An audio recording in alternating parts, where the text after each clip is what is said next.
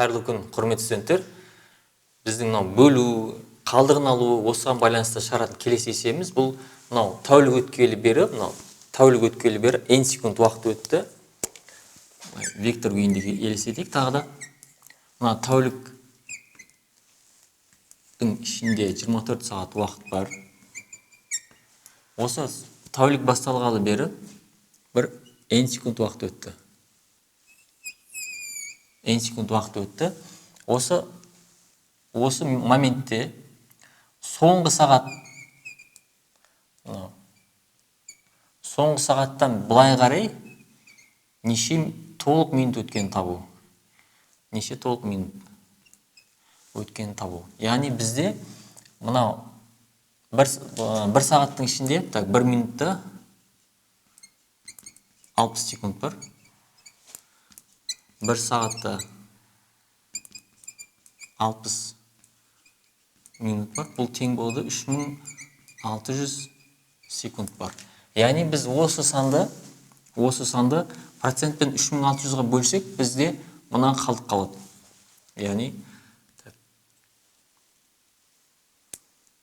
условно алған кезде дельта Т деп алайық мысалға. Дельта Т. Соңғы сағаттан былай қарай басталған уақытты бөлек шығарып алу үшін. Бұл тең болады. Осы n-імізді процентпен 3600-ге бөлген кезде, сол мына аралықты біз шығарып аламыз. Осы аралықты шығарып аламыз. Енді сол аралықтан енді біз минут табатын болсақ, осы дельта Т-мізді минут табу үшін, соңғы сағаттан былай қарай неше минут өткен табу үшін, минут тең болады дельта Т бөлінген процент арқылы. Процент емес, былай бүтін бөлігін табуымыз керек қой.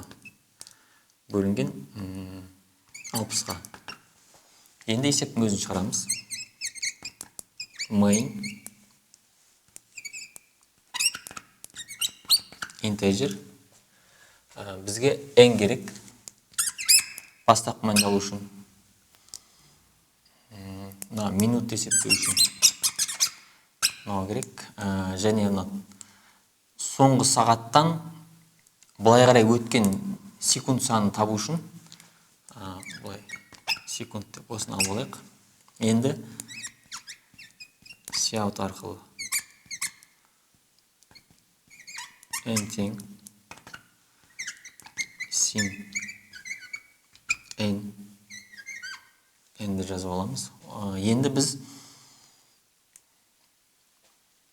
соңғы сағат өткеннен бастап, соңғы сағат орын алғаннан бастап, неше секунд уақыт өткен табу үшін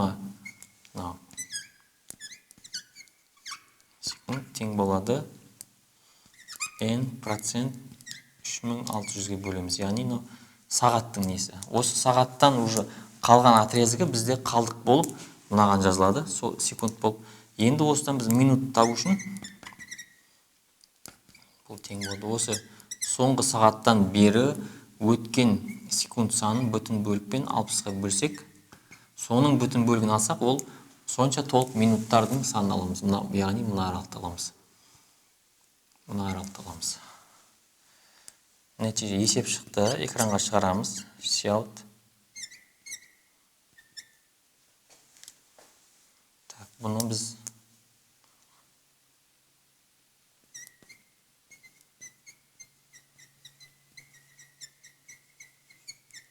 толық минут тең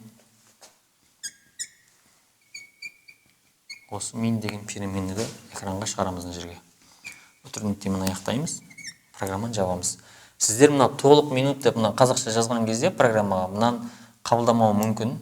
Ол среда разработкидің несіне байланысты? Кодировкасына байланысты. Бұл жалпы латынша, орысша кириллицамен жаза берсеңіздер болады. Енді әзірге есеп шықты. Жақсы, сау болып тұрыңыздар.